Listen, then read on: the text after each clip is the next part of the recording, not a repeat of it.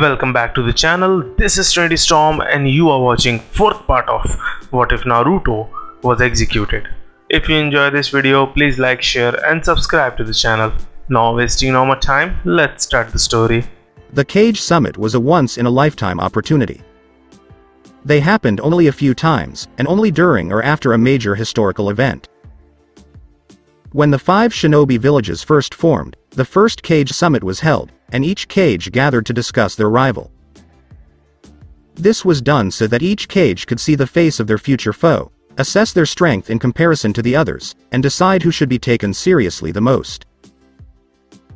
With the exception of Hashirama, each cage regarded the other with suspicion and loathing at the presence of another cage. It was like being surrounded by other kings who wanted what everyone else wanted and had no problem taking it by force, according to them. Senju Hashirama also divided the 9 Biju among the 5 shinobi villages at the very first Cage Summit to promote peace. How would no one have more strength than the other and create peace through a power deadlock between the 5 villages so that no one would fight for more power? The man had been a gullible fool to believe that. It had been a monumental error to believe that such power would make each cage content and not seek more of it. It was like drinking a rare wine or eating food that tasted incredible. When someone developed a taste for power, you didn't stop at the taste. You kept taking and taking and taking until there was nothing left or you were so bloated that you died. Perhaps this was one of the primary reasons Hashirama disseminated the Biju to the other shinobi villages.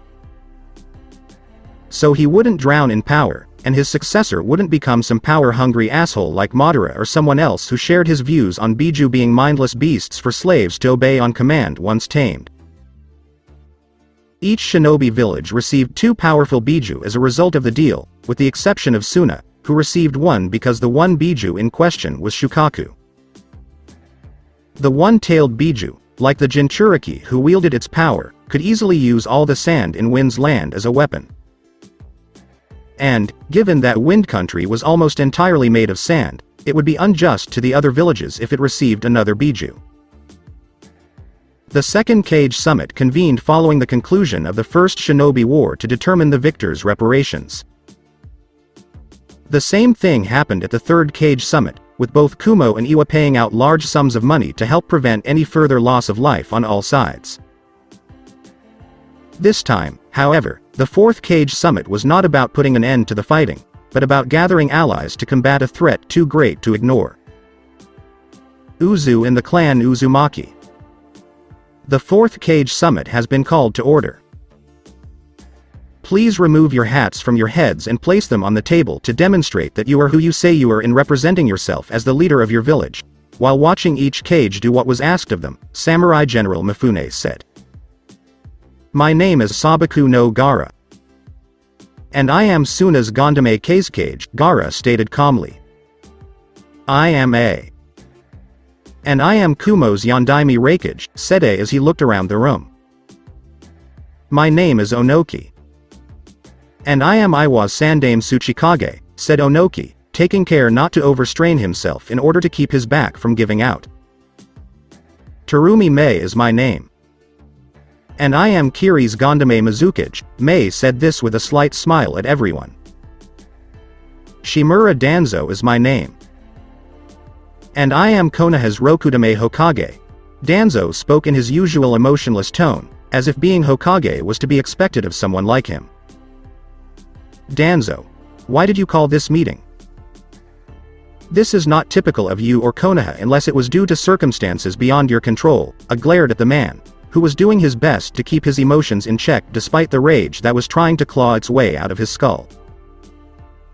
Not surprising given that his hidden arm with grafted Sharingan eyes was useless, as was the one eye behind his bandaged face.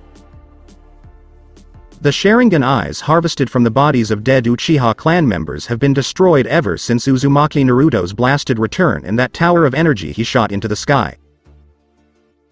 The arm with the Mokuton bloodline and Senju Hashirama's own cells had started to rot, and the Sharingan eyes were bleeding non-stop.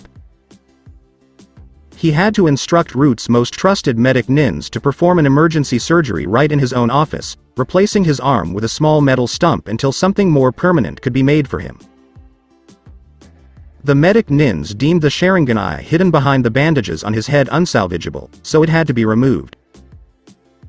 They were concerned that a blood infection could spread to his brain and kill him if it wasn't treated right away. It was a devastating blow to the Warhawk because that Sharingan eye was his most prized possession, and no other Sharingan from the Uchiha clan members he harvested demonstrated the same ability. Danzo had to rely on his wit and cunning from his years of experience to get what he wanted until something new and useful could come along to give him more power to control others. Danzo had been relying on the one Sharingan eye in his head for quite some time after becoming Hokage. Making people do what he wanted and influencing their minds to think like him was a lot easier when the eye could use such powerful genjutsu only once a day. The easy part was that the genjutsu itself worked on almost everyone in Konoha because almost everyone in the village thought similarly to him but kept such thoughts suppressed in their minds and dared not express them. Mostly out of fear of being labeled as immoral monsters by future generations. At least until the next generation began to act like their parents and other adults when viewing things through their and his own eyes.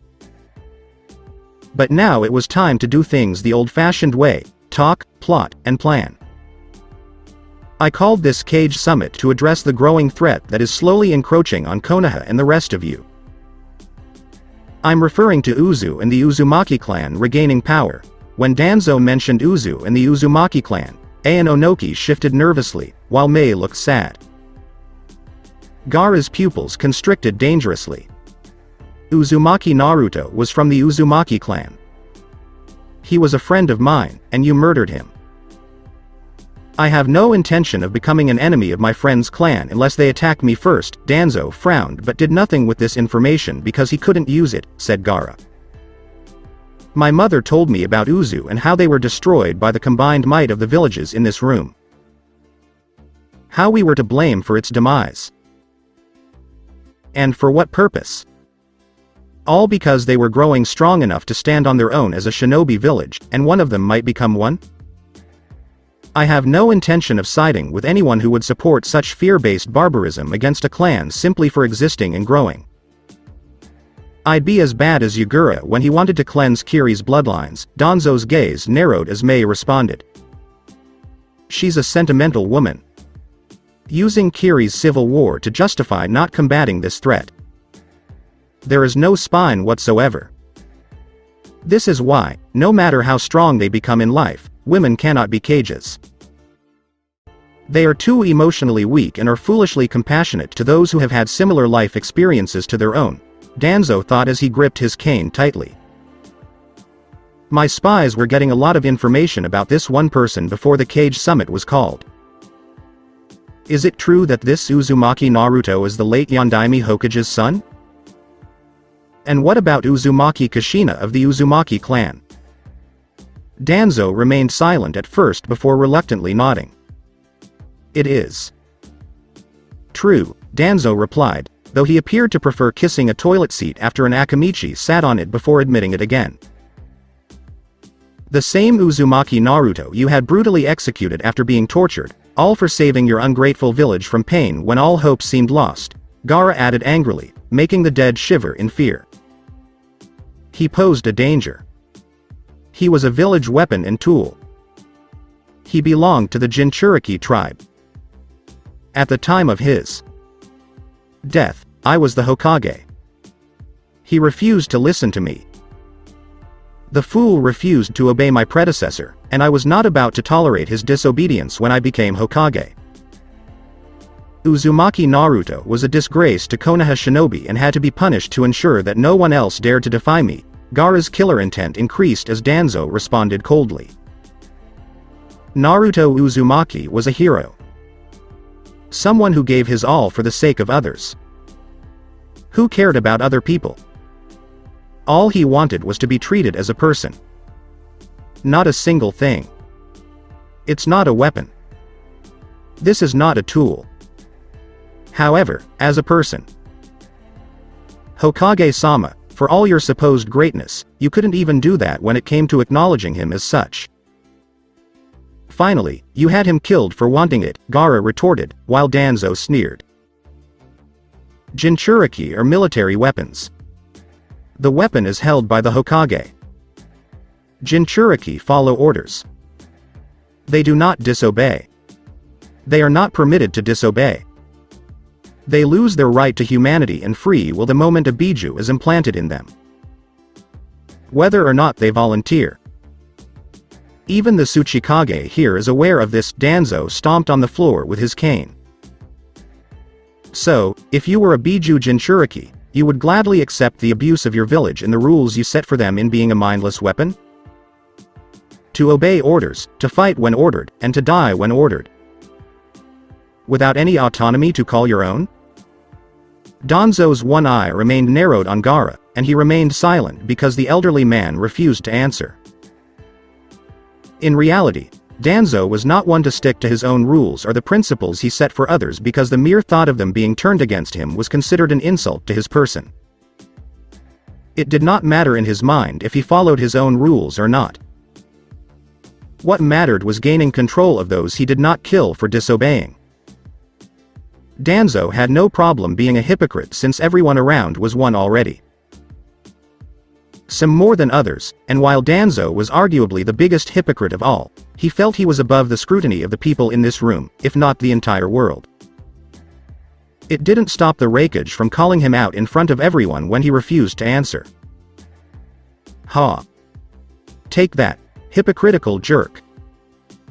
You have no problem inflicting harm on Jinchuriki if they are under your control, but only if you aren't one yourself. Accept it. You can dish it out but not accept it. Exclaimed Danzo grumbled a little when he was called out on his beliefs and the fact that the man would never tolerate such abuse on his own person if he was a Jinchuriki at any point in his life. In this case, what I would or would not tolerate if I were a Jinchuriki is irrelevant. What matters is that the Uzumaki clan has somehow returned from the realm of the dead. They pose a threat to all of us here as well as our shinobi villages. Or have you forgotten what each of your villages did when they attacked Uzu during the Second Shinobi War? Danzo countered, knowing he had to return this cage summit to its original purpose. You forgot about my old rival, Konoha, who had a hand in it as well when we abandoned the Uzumaki clan to die. We did nothing when they called for help, replied Sarutobi Hiruzen, who had opened the door to the room and walked in with 9 dark-robed figures who appeared to be Shinigami heralds. What? Sandame's Hokage? Here? Questioned Onoki while wondering how the old monkey was alive again and not looking so old. So my old rival got you too, Danzo speculated, only slightly surprised and horrified to see Hiruzen alive in his prime. Unfortunately, Danzo. I didn't come here by choice. I am now his servant. He is a slave to his will. Hiruzen jerked his face noticeably, and the glowing eye made of fire appeared dimly on his forehead. So, it's a cage summit. I had hoped for something more grand. What a letdown, Kurama stated as he looked around the room. What brings you here? Who do you work for? Mifune inquired as he observed the 9 shadowy figures remaining silent. They are here to ensure that I am allowed to speak and to prevent anyone from trying to silence me from speaking, Hiruzen replied as Danzo narrowed his eyes at him. And why would anyone want to silence you? Mifune inquired. Because of what my old rival and I did in the past. What I'm about to say to everyone here will turn every cage against Konoha for our village's past transgressions. Sins Danzo and I, along with several others, had a hand in and kept hidden from the world to ensure Konoha was never considered a villain in history. That couldn't be further from the truth. We were the world's villains. Konoha has become a breeding ground for them, Hiruzen replied as Danzo's one eye widened before narrowing. If he is somehow controlling you, Hiruzen, I suggest you fight it before you say something that endangers the village you swore to serve faithfully, Danzo said as he secretly signaled his root Anbu, who had come with him as bodyguards, to strike soon. Danzo, you can't stop me. Even if you ordered an attack and your men managed to avoid these wraiths, you know none of your men could fight me and win. We both know you lack the strength to fight me personally. Your earlier desire for me to fight against his control is now meaningless. I've already attempted it. I no longer have the strength to oppose him, my old rival. He shattered me. He shattered me, and now I'm his tool and weapon. Isn't it ironic? What we intended to do to him, what Konoha intended to do to him, has backfired on us. Hiruzen said this before turning his head to address the other cages in the room. What do you have to say to us, Sandame-sama? While she had to admit, the man was rather attractive. Except for that glowing eye of fire on his forehead, which indicated he was someone's puppet to command. That the era of squabbling cages and divided lands is coming to an end. As you are aware, word of the Uzumaki clan's return has undoubtedly spread. Many of you are probably wondering if Uzumaki Naruto is to blame for their reappearance. For those of you who believe either one is false or simply rumors designed to undermine Konoha's overall morale, I am here to personally inform you that the rumors are true. Both of them are correct. Hiruzen said this while Danzo gritted his teeth in rage because he didn't want the other cages to know until the Uzumaki clan was deemed too powerful to ignore as a whole. Naruto's alive? Gaara exclaimed, surprised but happy at the same time. Yes. He is, in fact, the leader of the Uzumaki clan and the one who forced me to serve him. Naruto also resurrected his father and mother from the dead, Hiruzen replied before Danzo signaled his root bodyguards to attack, knowing that it was now or never because this news would derail his efforts to rally the other cages to his cause. His command was met with an immediate response. Danzo's root swarmed Hiruzen and the 9 Biju ring wraiths, intending to kill or capture their prey. Danzo might be able to argue that Hiruzen was a prisoner of a foreign power, and that he was simply liberating him from that power's control. Unfortunately, Danzo failed to recognize that his opponent was likely to be more skilled, if not faster, in responding to his command. As a result, when the root Anbu got close enough, the 9 ring wraiths who were secretly the Biju drew swords and sliced the root Anbu to pieces. Kurama, who was leading the 9, pulled out his on-fire sword and pointed it at the Warhawk, growling at the man for his actions. Do not interfere again, Shimura Danzo, or you will die here. Kurama said coldly to the elderly man, who gripped his cane tightly from the killing intent aimed at him. The sad truth is that Konoha has done heinous things since I became Hokage for the first time, and this is well into my second term. When I became Hokage during the Second Shinobi War, we betrayed the Uzumaki clan in order to keep the Kyuubi in Konoha. I assisted in the orchestration of numerous events that befell various leaders, nobles, and even assassinated clan heads in other parts of the world to ensure Konoha profited. I also ordered that our involvement be concealed, as well as that of other shinobi villages. Given our history, this is primarily aimed at Iwa Kiri before and after the Bloodline Civil War so that we could profit from the village's decline. Kumo was targeted in a number of areas that we assumed would be uncontested given his history of stealing members from still nomadic clans with powerful bloodlines. Even our ally Suna was falsely blamed and excused by us in order for them to lose clients to the Leaf. Everything was done to give Konoha the clients, resources, and power it needed to become, if not remain, the strongest of the 5 shinobi villages. Hiruzen spoke while the cages in the room glared at him or directly at Danzo because they knew the two worked closely together at the time. What about the events of Naruto? Did you play a role in his abuse, as my own father did with me? Gaara inquired as Hiruzen nodded, and the man winced as the eye on his forehead glowed brighter to force the man to speak. Yes. During my second term as Hokage, I easily planned to trick Uzumaki Naruto into becoming an obedient and loyal Konoha weapon. all because he was abused repeatedly from childhood to adulthood. I played the kind old man, pretending to care and to protect him from harm. In reality, I played a role in orchestrating everything so that he would eventually become loyal and obedient through my guiding hand, as the kind grandfatherly figure I portrayed myself to be in his eyes. I believed and knew that when the time came, I would have instilled in Naruto a sense of loyalty. A dedication to the leaf that would have lasted long after my death.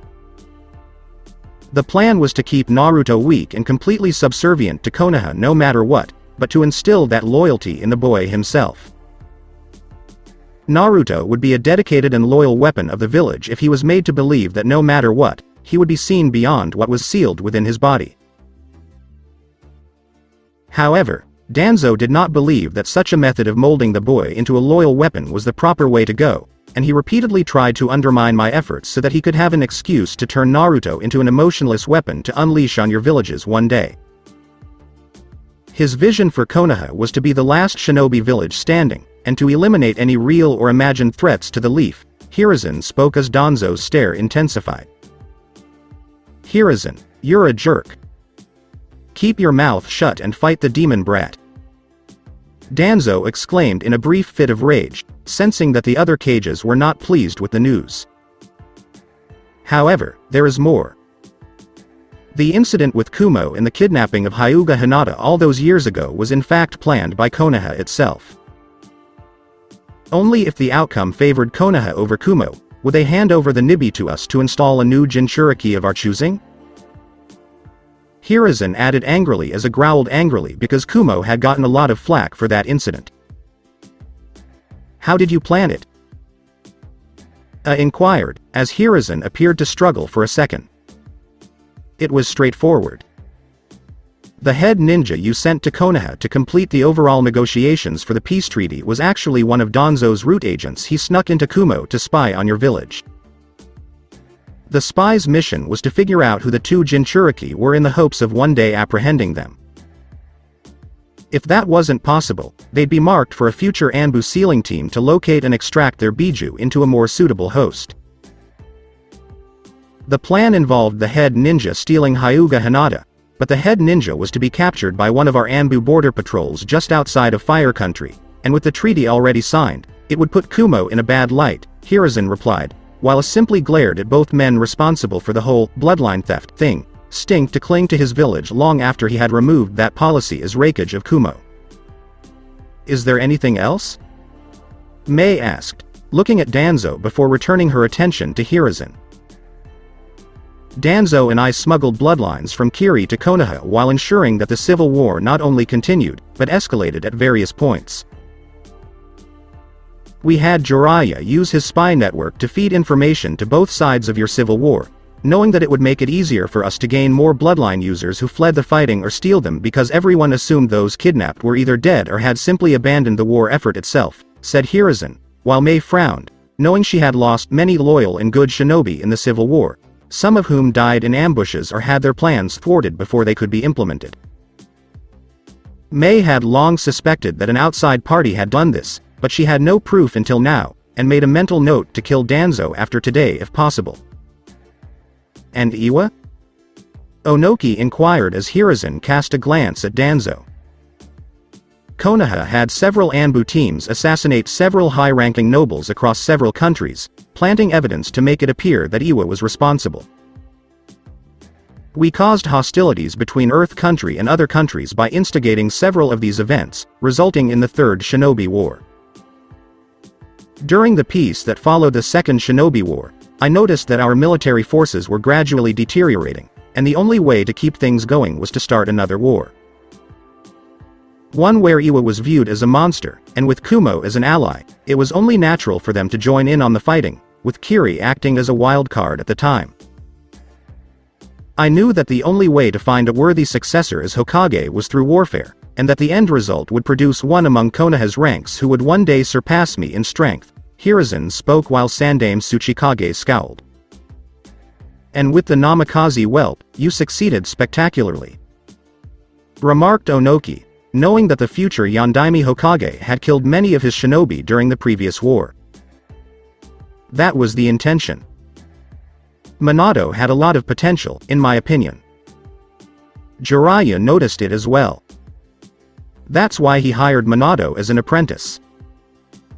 We concentrated on making him the strongest Junin of his generation, using the war to raise him to a level that rivaled, if not surpassed, mine, and attempting to instill our way of doing things in him. But it was there that we discovered a major flaw in the plan, and Minato was far too nice for our liking. We had to make him colder and more harsh to the ways of the world in order to get Minato to see things our way and follow our advice once he was appointed Hokage. So we plotted with one of his Genin team's most promising members, Hatake Kakashi, to remove the other two from the equation that we knew were making Minato soft on the inside. By sending Minato's team on a dangerous mission from which only one was guaranteed to return alive, I ensured my future successor's mindset as a hardened Hokage. Or, rather, it would have been certain if it hadn't been for Uzumaki Kushina's influence and the two falling in love. Hiruzen responded, sounding a little bitter at the end. And got a major headache as a result of the pain Naruto sent his way with the Ring of Power to punish the man for saying it so spitefully. We don't need to hear about your plans for my town. I have an idea of how and why you did it, Gaara remarked, coldly looking at Hiruzen. Good. At the very least, I won't reveal how Danzo and I approved Orochimaru's work with transferring bloodlines to a non-clan member. Not to mention the money we gave my old student to help him live longer and possibly even immortally. Unfortunately, I had to sacrifice Orochimaru at a time when Minato was planning to become Hokage and would have discovered some rather sensitive information about my influence on the matter. To make matters worse, I had to keep Orochimaru in the dark about it, and he mistook my betrayal for the genuine article. Jiraiya tried to contact him after that, but he refused and swore revenge on Konoha, Hiruzen thought to himself. Aside from that, Hiruzen, why are you here? Surely not to tell the Kages and myself about Konoha's past crimes? Mifune inquired, while Hiruzen nodded. I speak on Uzumaki Naruto's behalf. He sent me here to lay out your position in the upcoming war with Konoha, as well as the future of this world after it is over. You will not be harmed in any way if you accept his terms of siding with the head of the Uzumaki clan and referring to him as emperor of all the elemental countries. If any of the villages represented here, or even a noble samurai from Iron Country, dare to challenge him or his clan, you will be destroyed. You will not be spared. You will not be tolerated. You will be completely destroyed. The war flames that will engulf Konoha will spread to you and consume everything in their path. And all for the sake of siding with a power-hungry war hawk who, if he had the means, would kill you all right now. The days of feuding shinobi villages fighting each other are coming to an end.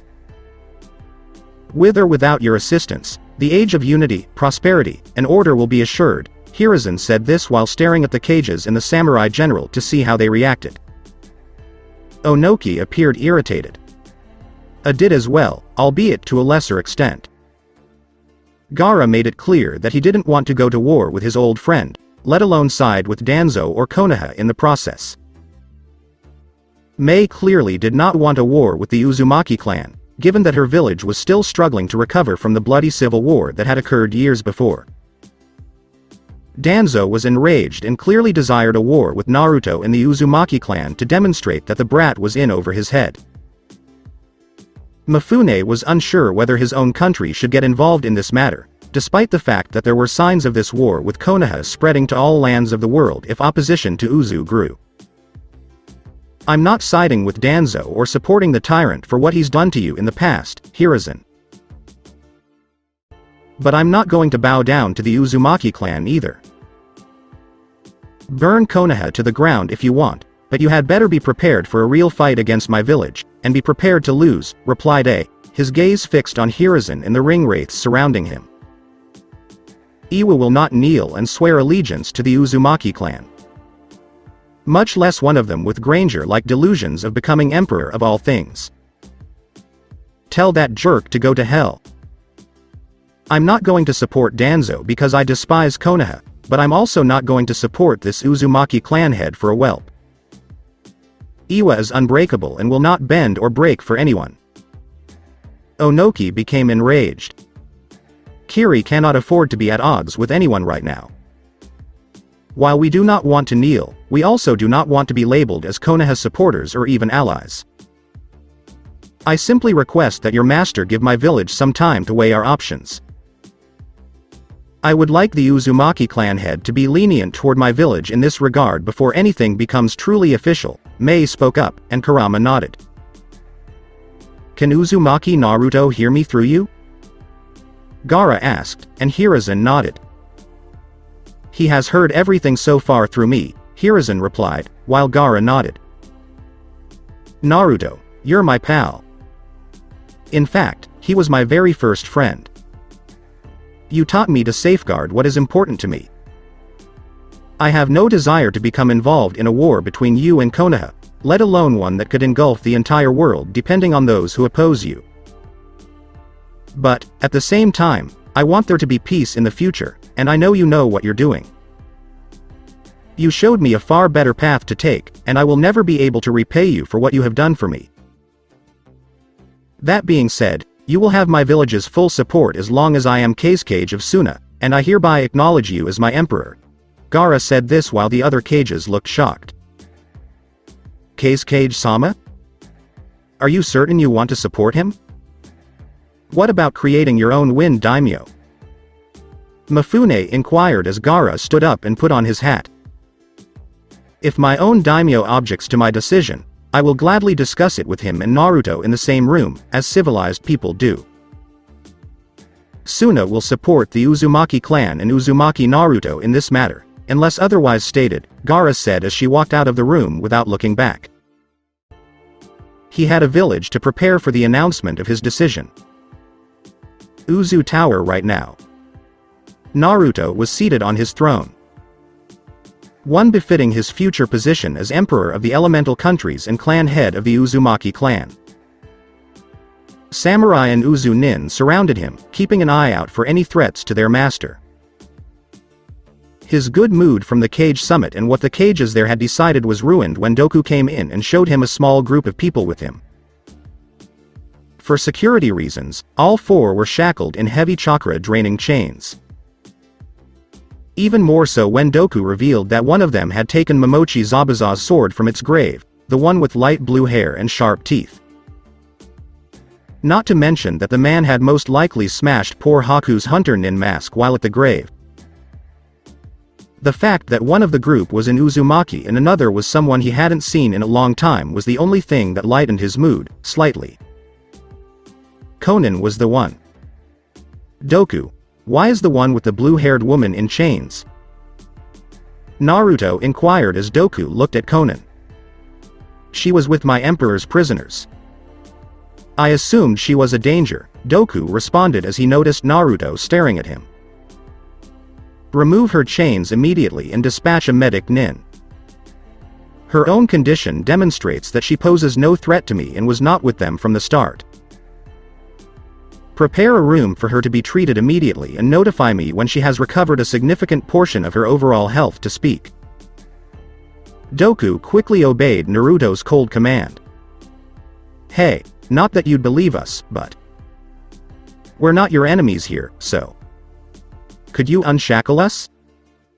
Questioned Suigetsu, while Naruto turned his attention to the group's swordsman. You have something I was looking for. Something I was looking for after restoring Uzu to its former glory.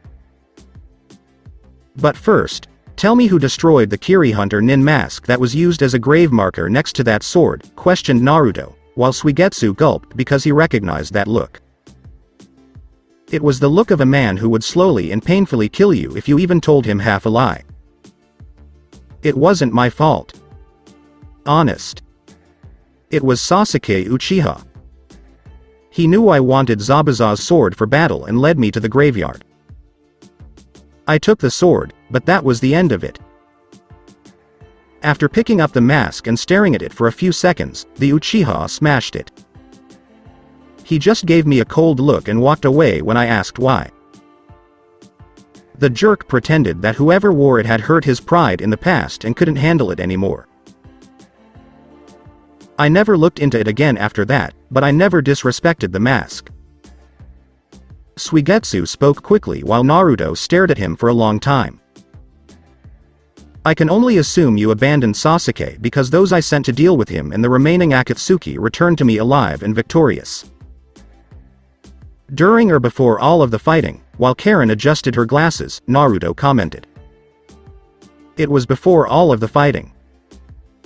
When the captured Biju began to stir in the statue they were sealed into, we knew something was wrong.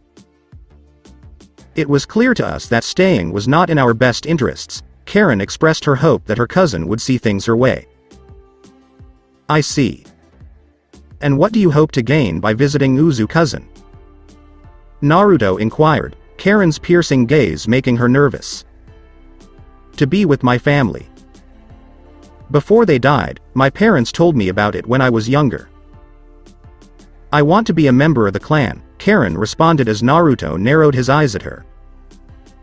And them? Asked Naruto, skeptically pointing at Suigetsu and Jugo. We came here because we recognize you as the superior being? Suigetsu asked, looking at Naruto for a long moment. Baka, Karen said quietly to herself, hoping Suigetsu didn't ruin it for them. Uzumaki-sama, I'd like to be cured of my problem. Please assist me, begged Jugo before kneeling in front of the throne. And what problem do you have that would cause you to beg so low? Naruto inquired, his face tinged with curiosity. Jugo has some kind of unstable bloodline limit. When pushed in the simplest of ways, it drives him insane. It has something to do with communicating with nature. I'm not sure about everything. Orochimaru promised to assist him if he remained loyal to him. But all the Sannin did was practice his curse seal on Jugo. Karen explained everything to Jugo because she knew everything. I see. And you joined Sasuke's vengeance quest because he promised the same thing Orochimaru did. Only he requested your assistance in tracking down and killing Uchiha Itachi. The fact that you were pleading for my assistance indicates that he did not keep his promise, and you were too terrified to leave knowing your power could be used against innocent people. Jugo nodded as Naruto spoke. Yes. I don't want to cause anyone any harm. I require assistance. I've mostly been able to keep it under control when I'm around certain people, and Karen has assisted with experimental treatments. They can, however, only go so far. I require something more long-term. Naruto nodded in agreement as Jugo spoke. I'll make something special for you, my friend. The Uzumaki clan possessed a wide range of abilities. One of them was medicine. Many believe Senju Tsunade's medical abilities stem from her grandfather's Senju lineage. In reality, the woman inherited it from her grandmother's side of the family, who was an Uzumaki. My family's side, Naruto spoke while Jugo nodded. Thank you very much, Uzumaki-sama. I will not betray this act of kindness, Naruto nodded as Jugo replied. Jugo-san, I know you won't. The day you do, you will die a violent death at my hands, with a moment of silence falling over them, Naruto said. That's great and all, but can we be released now? Please? Suigetsu asked, with Naruto looking at him, before releasing both the swordsman and Karen with a flick of his wrist. Given Jugo's condition, I'll keep the chains on him for his own safety. You will bunk together for the time being until proper accommodations can be made. Just don't kill each other until then, Naruto spoke as two dark samurai entered the room and escorted them out. Uzumaki-sama, they're here with Kushina, and Uzu-nin said briefly beside Naruto. Send them in and leave us, Naruto said as everyone left the room except him before Kushina, Hinata, and their son Hizashi entered. Naruto-kun? Hinata asked, as Naruto smiled at her and Hizashi. Hello there, Hinata-chan. And this has to be Hizashi. My son. Hinata hugged Naruto and held the man she loved close to her heart. Hizashi looked at him with interest. Is it true that you are my father? The one Ka-san told me about as a kid? Who did those things as a ninja and those amazing pranks as a kid? Hizashi inquired, while Naruto nodded. Exactly the same. Though I didn't expect her to refer to my antics as awesome pranks, Hinata blushed in embarrassment as Naruto spoke. They were fantastic in my opinion.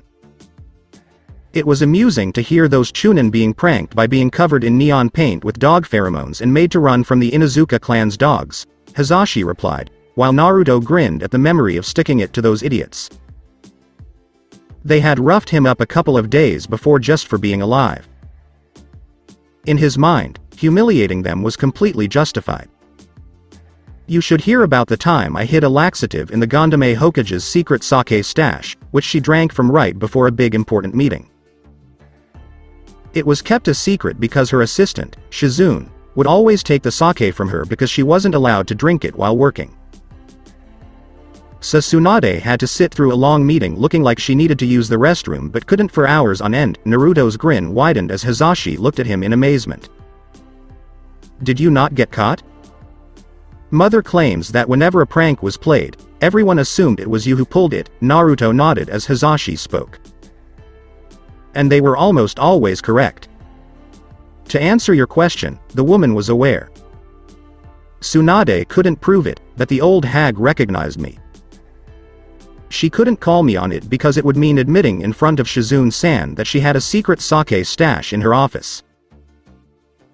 A sake stash she wasn't supposed to have, let alone drink while in her office as Hokage. Shizune would make Tsunade's life even more difficult if the secret stash was discovered by the ever-strict Hokage's assistant, replied Naruto. So she couldn't punish you without being punished herself, Hizashi observed, recognizing the genius in the overall plan. Exactly. And Tsunade's pride, rather than her love for its own sake, compelled her to do nothing. She couldn't risk Shizune finding out about the sake and where it was hidden because the woman would lock the area up to prevent any more sake from being hidden there, said Naruto as Hizashi listened intently. Honestly, Naruto-kun, do you really need to corrupt our child in order to turn him into a prankster like yourself? Hinata asked, smiling at her love. My mother, like me, was a prankster back in the day. Such a legacy must be maintained.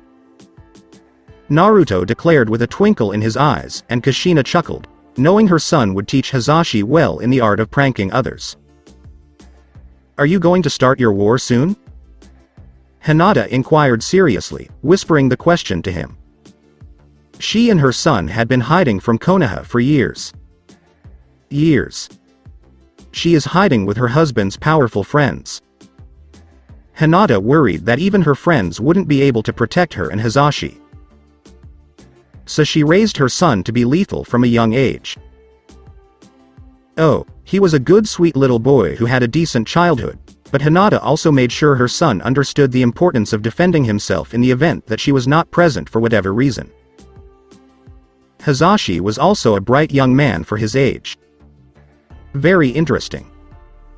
Because Hinata told him about it, he knew right away that his father had been public enemy number one to certain people. She also made it clear that any offspring Naruto had, in this case, Hizashi, would be targeted for capture as Hizashi was descended from the Uzumaki clan and possessed hidden traits that many would literally kill for. Hinata made sure Hizashi understood, and the boy did, but the years of worrying about the smallest mistake had caused the Hyuga woman to lose sleep on occasion. Specifically, around Naruto and Hizashi's birthdays, or the anniversary of her marriage to Naruto and his death. Those traumatic memories were cruel to her at night, with only Hizashi able to make things better until now. When Kushina appeared in front of them, telling them what had happened and how Naruto was back with the full might of the Uzumaki clan in Uzu. It seemed like the fear of being hunted would soon be over. Her husband would make certain of it. She'd known he had a vengeful streak for as long as he'd been addicted to ramen. Someone messed with his family and those he loved. You could have dug your own grave as well as the graves of those who support you. Naruto had demonstrated that he had not only returned from the grave, but had also developed a much more ruthless mentality, which was now manifesting itself for her to see when it came to dealing with their family's enemies who were all located within a single village. Yeah. Very soon. It's past time to bring this world down on itself. The old world will be destroyed. My adversaries will perish. But, from the ashes of the old world, I will build a new one in which our son can grow up without us worrying about his safety or being kidnapped by power-hungry idiots. To do so, I must transform into some sort of monster. Like I was in my previous life when I died the first time. When my adversaries there called me another name. The name is Sauron. Naruto returned Hinata's whisper. I don't mind what you're doing as long as certain people and places are spared. Naruto-kun was protected by Koyuki-sama. If it hadn't been for her. Hinata said this while looking at a happy Hizashi who was now being spoiled by his red-haired grandmother, who was pleased to hear the boy say she didn't look old at all, but rather quite young. If there was ever a future heartthrob for the ladies, this is it. Don't be concerned, my love. Suna has joined us. Because of their dislike for Konoha, Spring Country will undoubtedly follow. Those who knew Uzumaki Naruto in the past and called me their friend will not suffer in this brief conflict. That much I guarantee. And, as you are probably aware, Uzumaki Naruto always keeps his promises. For a split second, Naruto's eyes burned crimson fire. I know. You do what needs to be done. I will be there for you every step of the way, Hinata whispered, and Naruto nodded, knowing she would. They were all in it together. They're all of them. Kushina, Minato, Hinata, himself, and Hizashi, their son. Mito and her husband, too. This would be a short but bloody war. A war in which only one side could be victorious and the other defeated.